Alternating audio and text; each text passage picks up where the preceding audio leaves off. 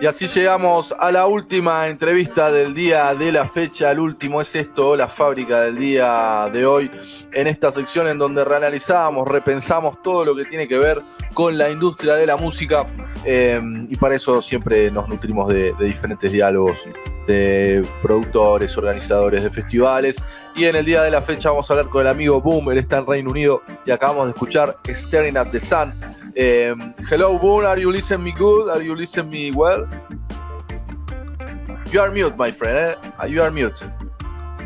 Ahora, ahí está, Tuki, ahí toca, Sarasa. How about now? Can you hear me now? Ahí va. Hello, how are you? Hello, I'm very well, thank you. Bueno, ya lo tenemos al amigo BOON conectado. Raúl, haz lo tuyo. Dale. BOON, we are going to start with the interview. I'm going to make a little translation and we are going to start now. We are live. So please tell us your full name, where are you from and how old are you?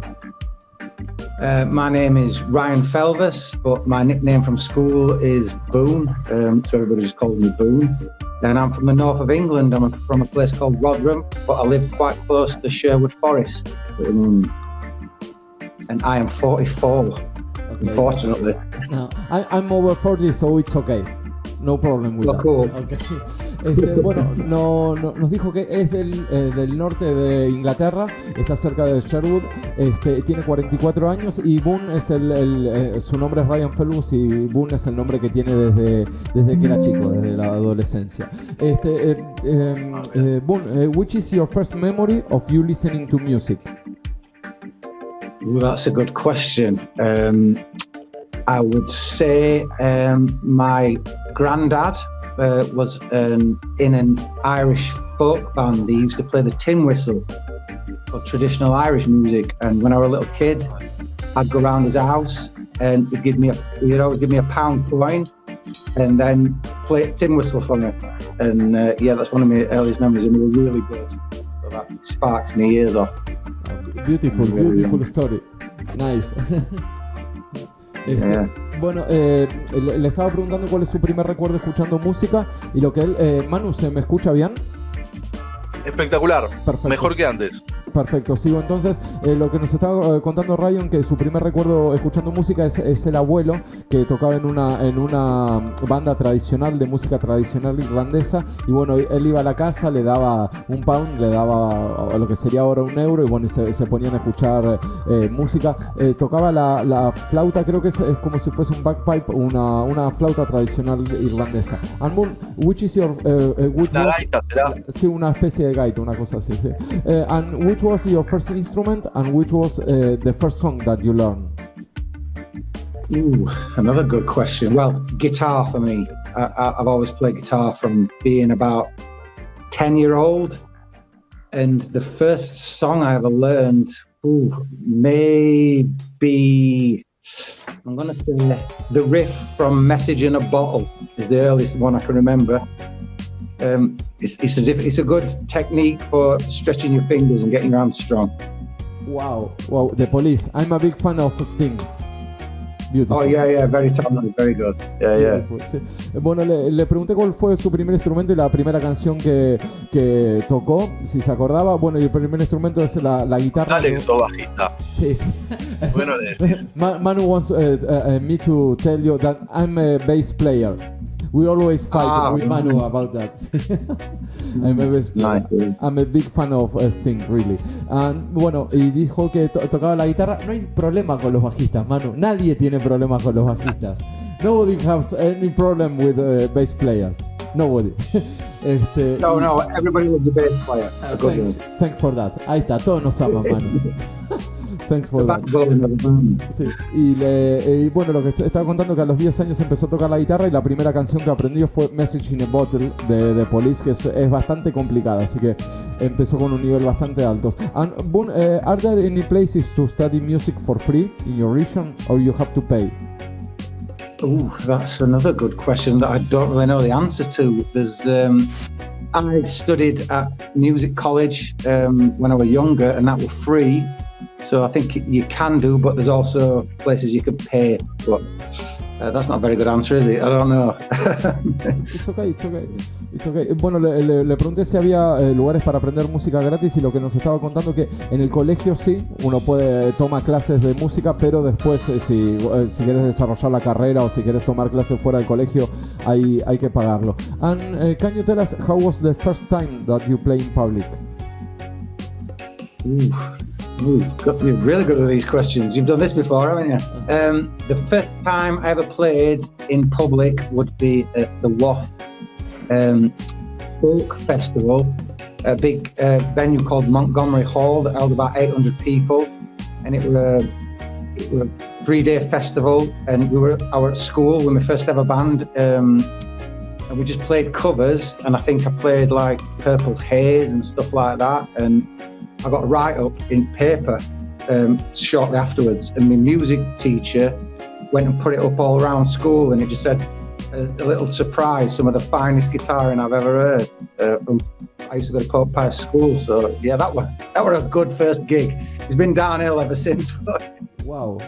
No, beautiful. And it was a lot of people. Do you get nervous or not? Extremely nervous, yeah, but you have to, if you're a musician, you know you have to thrive under the pressure. It lifts you up, it makes you better. So, yeah, we're a good gig. Exactly. That is another thing. We never speak about that, the pressure that the musicians feel when they get to the stage. It's a little crazy that. It is, it's a funny sensation, but you learn to love it. That's the good part. Exactly. Ahí está, no sé si se entendió lo que dijo, fue buenísimo porque le pregunté por la primera vez que tocó en vivo y lo que nos estaba contando que tocó en un festival muy grande de 3 días, donde había un montón de gente en Montgomery Festival de 3 días, y bueno, él salió con la banda del colegio a tocar covers y dice que tenía escrito los covers, tocó por ejemplo Purple Haze y el profesor que tenía en ese momento lo felicitó porque dijo, bueno, qué bien que toca la guitarra, y lo que nos estaba contando es que yo le pregunté si estaba nervioso y sí estaba súper nervioso, pero lo que él nos estaba contando que es interesante que el músico aprende a vivir con esos nervios de antes de subir al escenario y aparte de aprender a vivir con eso que le gusta mucho, que es algo que forma parte del músico en general y que es algo que se hace como un poco adictivo. Sí, nunca habíamos hablado de la presión de los músicos en el escenario, está bueno. And BOON, why you decide to start a solo music career? Well, from that first gig, I was kind of hooked. It's quite addictive, isn't it? And I've been in many bands as equals from being at school, and it kind of got to a point where I had to do it all on my own because I needed to write the songs, I needed to be the singer, I needed to write and arrange everything.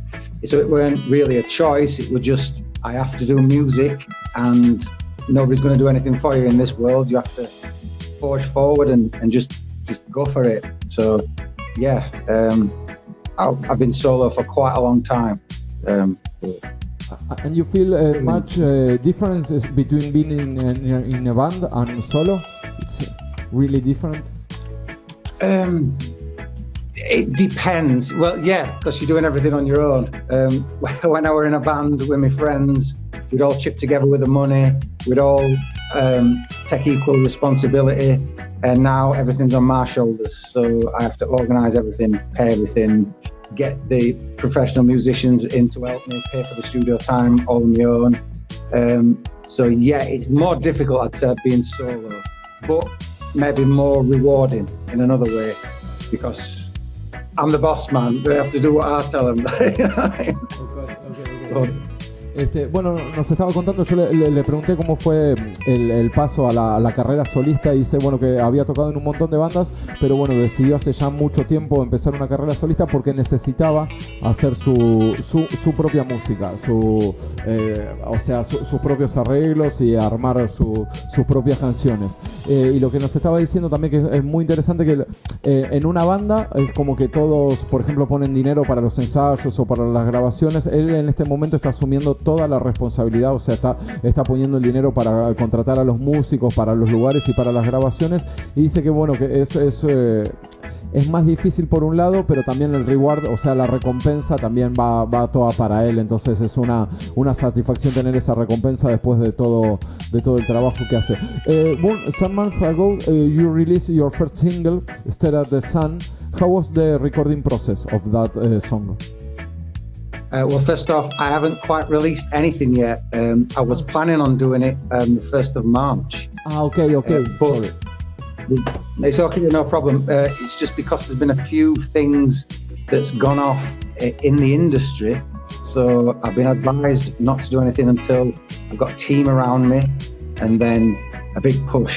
But to answer your question, the recording process, it was very nerve-wracking because it was the first time I'd ever been inside a professional recording studio, Tesla Studios in Sheffield. But I were in great hands with a guy called Glover, who was the producer, who was just a consummate professional. And I was very lucky to get the drummer that I got, called Errol Rollins, who was a world-class professional drummer, and he was like been in bands like the Human League and a band called Haggis Horns that's played with Amy Winehouse and all kinds of crazy stuff. He's just a superb jazz drummer, and one of the sessions he couldn't turn up to because he was like, sorry Boon, I've got to play at Ronnie Scott's in London, which is like this really famous jazz club. So like, oh, okay, no problem, Errol. Go and do what you got to do and I'll wait for you. But yeah, very, very good. In the end, it was an absolutely fantastic experience because the other guys involved, the keyboard player were in Pulp. He's called Joe White, and have you heard of Finlay Quay? He was quite big back in the day. He's all over that album, and he toured with him.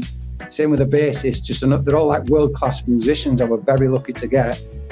The bassist called Marcus Axelby. He was in a band that was signed to Atlantic Records. They were called Boy and a Dolphin, quite famous from around this area. So yeah, it were a lot of pressure, and I was very nervous. But same thing as playing live. I was like, if you don't do it now, you're never gonna. Red light we're on. Let's go. Let's do it. So, wow. Yeah. Incredible experience. Incredible. Wow. Yeah. And sorry for the question, but when you met them, how was the chemistry? You know, it was simple or it was difficult. Everybody thinks that playing with really professional musicians is like, oh, it's going to be hard. It's not hard or not. Right. Well, my experience was I was lucky that I've known the bassist for quite some time, so he knew my songs probably better than I do because he just practiced all the time. So he's the ultimate professional that kind of introduced me. But Errol, the drummer, when we recorded, there were only us three, the bassist, the drummer, and myself, tracking. But we had a rehearsal. We only ever played together one time before we did the recording, and that first rehearsal was like lightning striking me because I've been playing these songs and I've been in many bands for many years. But when us three got together and played for the first time, I felt like, the film, what is it? Back to the Future. This is what I said. When he's playing guitar and his cousins, he's ringing up Chuck Berry going, it's your cousin Marvin. I have that new sound you're looking for. I was Marvin Berry that day. I was like, oh my God, this is going to be brilliant because the feeling was it was so easy and it was so natural and it was just so good that I knew it was going to be a winner. I want you to explain that because people think that it's going to be difficult, but it's not. If they are really professionals, it's going easy, and you can check. Yeah, it's incredible. I think it also comes down to chemistry. You could get a different world-class professional drummer and a different bassist, and maybe it doesn't work quite that well. I just think I were extremely lucky. And fate lent a hand getting me Errol to play drums for that date. And fate lent an hand when I met Marcus many years ago. I'm very, very lucky. And they'd never played together. So it was just like a lightning striking. I think it's as easy or as hard as you make it. And luckily, it were easy and it were good. I mean, you've heard the results. So we only rehearsed one time. Then the second time we played, he pressed record. The red light came on and I'm like, oh, here we go. So yeah, but it was a good feeling in the room while we were doing it, and it sounded even better in the the booth after when we listened back to it. So yeah, just beautiful experience. Qué locura lo que nos acaba de contar, Manu. Qué locura. Mal. Crazy. For us it's crazy what you are saying. Wow. Bueno, lo que nos estaba contando, le pregunté por el proceso de grabación de Stella de Sun, que todavía no la sacó, todavía no la lanzó, la va a sacar después por unos problemas con la industria, bueno, que después le voy a preguntar también. Y bueno, tuvo la oportunidad de grabar con bateristas, por ejemplo, que tocó en Human League, con tecladistas que tocaron en Pulp, y lo que yo le estaba preguntando por la situación. Él no es un músico profesional 100%, y lo que nos estaba diciendo sí que había una química muy buena y que solo tocaron una sola vez, y fue la primera vez que se juntaron para ensayar. Fue una locura porque ellos son profesionales, se sabían las canciones mejor que él, y que fue una sorpresa increíble. Dijo que era como estar en Back to the Future, porque estaba tocando las canciones con una frescura impresionante, como si fuese la primera vez, y dice que fue increíble. Después de ese solo una vez ensayar, fueron a grabar y salió todo de una, y bueno, que tuvo mucha suerte en encontrar a los músicos que encontró, que son un calibre increíble, un nivel profesional súper alto, y que la química entre ellos fue buena y el resultado, bueno, es excelente. Ya escuchamos una canción. And can you tell us, Boon, what did the lyrics talk about? What do you write about? You're very good at this. These are very good questions. Well, I try and write poetry. Not that I'm claiming to be a poet, but I think in the song "Stared at the Sun," every line should be able to stand on its own, if that makes any sense, and it should be read. If you read it without the music, it should be strong enough to be get the message across. And if you can do that and combine it with music, and you're lucky enough to record it, then boom, and it's good. But what the song's actually about, I don't know, like talking about it, but just a vague description, it would be sometimes people don't like reality, and sometimes they need to kind of get out of their minds to just deal with the pressures of life. And if you do it too much, like staring at the sun, it can end very badly.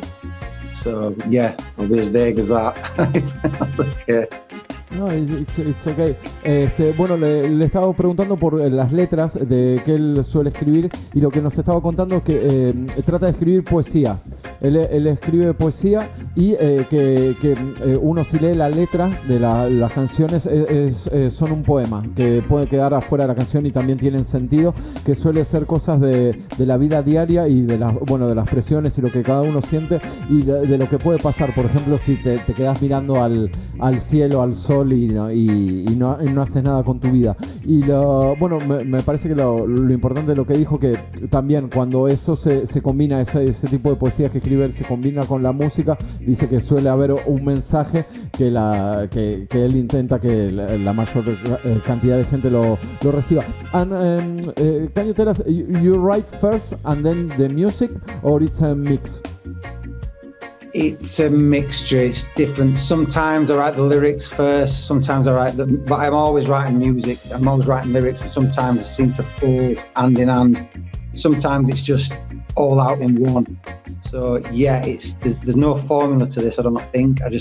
If you're open to what it is, and you're willing to just play all the time and read all the time and watch interesting films and listen to great music, it all feeds into your brain, and then through the filter of your mind, it sometimes comes out as a good song.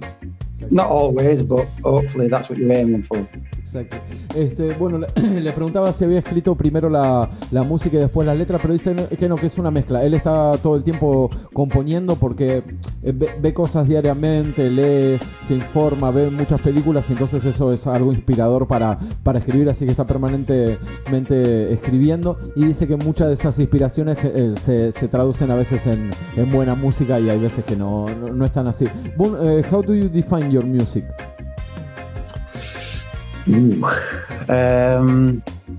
Music as just good, uplifting music, just trying to make people feel good.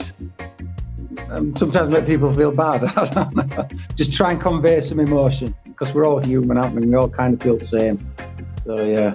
Completely agree with that. We are all humans.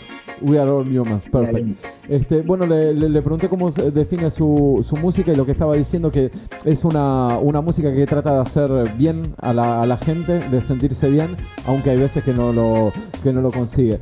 Manu, ¿tenés alguna pregunta? No, la verdad que no. No te quiero echar mucho. Es terrible. Hablamos de todo. Sí, hablamos de todo. No quedó nada. Boon, can you tell us something about how do you feel about the actual scene music in the UK? In the UK, there's some good bands. I mean, in my local area, in Sheffield, there's quite a good thriving music scene. And there's been some great bands that's come from this area, like obviously the Pulp, the Arctic Monkeys, there's all kinds of stuff. But there's lots of independent, good artists out there as well that I've seen. Used to go out and play quite a lot of open mics, and it's kind of thriving. And there's a big student community in this area, and North England as well. So there's loads of good places to play, and there's loads of good people playing good music. So it's kind of good. It's thriving, but it could be better, because I think it's struggling because people don't seem to have as much money to go out. And I mean, I've done gigs on a rainy Thursday, and there's 2 people there, and you just think, "Ooh, this isn't great," but they're the ones you have to do sometimes. But yeah, it's on the whole, it's still good. People still want to play, and people still want to hear good music. Perfecto. Bueno, le pregunté qué pensaba de la actualidad de la escena, y dice, él no es de Sherwood, perdón, es de Sheffield. Que en Sheffield, bueno, hay bandas como ya nombramos, como Pulp, como Arctic Monkeys, y hay una escena independiente bastante grande, y hay mucho que no. Manu, no hay tanto en Argentina. Eso es algo que falta en Argentina. Vos lo podrías empezar con la radio, open mics. No karaoke, sino el micrófono abierto para que suban bandas a tocar o música. Ay. Yo no fui nunca en Buenos Aires. ¿Ahora hay? ¿En serio? No sabía. Sí, hay hace 10 años, sí. Yo nunca había visto en Buenos Aires open mic muy bueno, boludo. No sabía. Ahí hay que ir, ahí es a donde hay que ir. No sabía que había. En Cataluña se está poniendo de moda eso también. Está muy bueno. Está muy bueno. Una vez. Mira, muy bueno. Bueno, hay open mics ahí en Sheffield, y también, bueno, hay una comunidad muy grande de estudiantes, que eso hace también una escena independiente bastante grande, y que, bueno, hay buena música y hay un poquito de todo. Boon, it's been a pleasure to talk with you. It's really interesting what you're making. Really interesting. And thank you very much. It's been a pleasure to speak to you too. I'm so glad you like the songs, and thank you so much for playing them. No, absolute pleasure to speak to you. Really beautiful music. Just to close the interview, can you tell us something about your future plans? What are you going to do with music? Very interesting things are happening. Very interesting things are afoot. I'm going actually back into the studio next week. I'm going to be doing lots of gigs with the guys who I made the EP with, and there's lots of peculiar things that's been happening with people in the industry. Like I'm building up a little team around me, and then watch this space, because there's a lot more to come. Perfecto. Manu, me parece que se está preparando para explotar Boom, porque está haciendo un grupo para trabajar en la industria directamente de la música, que es lo que nos estaba contando. Le pregunté un poco sobre los planes futuros. Vuelve la semana que viene al estudio. Tiene un montón de conciertos preparados, y aparte está preparando un equipo para meterse directamente en la industria de la música y desarrollar su música. Increíble. Thank you very much. Bien ahí, bueno, que vaya bárbaro, y lo esperamos más adelante. ¿Y con qué nos vamos a ir, Raúl? Nos vamos a ir con una canción con Hollow. We are going to close the interview with Hollow. Manu hopes that we can find you again, maybe in some month, and you keep on talking with us. Yeah, it'd be an absolute pleasure. It's been great to speak to you both. Thank you so much. Perfect. And just to close the interview, we are going to listen to Hollow. Can you tell us something about that song? Yeah, well, that's it's a same thing with the crazy lyrics, but at the end of this song, there's a mad guitar solo at the end, and that was just done in one take. It's kind of live. I've never played it like that before, and I'll never do it like that again, because it goes on for a while. But yeah, well, I just hope everybody enjoys it. Thank you very much, Boon, Ryan, and we keep in touch, okay? Thank you. Yeah, perfect. Thanks so much. Cheers. Bye. Thank you. On